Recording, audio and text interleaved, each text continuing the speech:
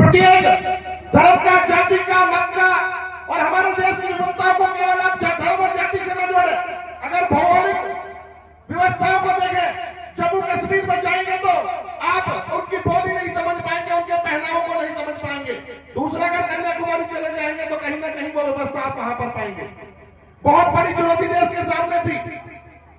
उस चुनौती को स्वीकारा संविधान सभा ने, बाबा साहब अम्बेडकर ने। वो व्यक्ति जानते थे कि इस देश को अगर व्यवस्था बनाना है। कई आदमी एक बात कहते हैं कि इस गुलामी का हमें कोई फायदा नहीं हुआ। जरा गौर कीजिएगा, कई लोग व्यक्ति बोलते हैं कि इस गुलामी का कोई फायदा नहीं हुआ, लेकिन मैं डंके की चोट में कहता हूं अगर गुलामी का कोई फायदा हुआ तो इस संविधान के रूप में जो किताब हमें मिली वो हमारा सबसे बड़ा फायदा हुआ, वरना देश कभी व्यवस्था बनी आ सकता है। 15 अगस्त 1947 को देश आजाद होता है। लगातार एक बात सबके दिमाग में थी कि संविधान बनेगा, संविधान बनेगा। अगर संविधान बनाने की स्थिति होती, पहले भी देश आजाद थे, लोकतंत्र भी देश में हुआ करते थे, पूरे विश्व में हुआ करता था। चाहते तो 20 दिन में किताब को पकड़ लेते, उसका ड्राफ्ट बना देते और कहने का लोकतंत्र हमारे में बन जाता और संविधान हमें दे दिया जाता। मेरे पूर्व के वक्ताओं ने बताया 2 साल 11 महीने 18 दिन कवायद चली। कवायद किस चीज की चली?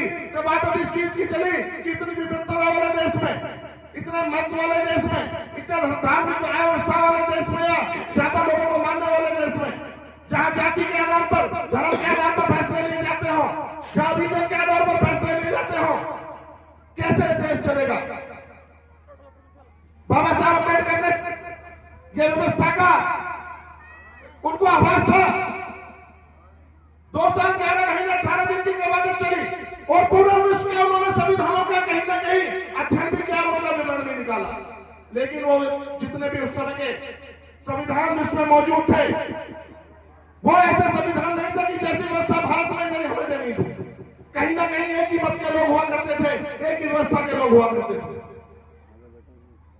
जब संविधान लिखा जा रहा था तो संविधान सभा के सदस्य रात को सो जाते थे।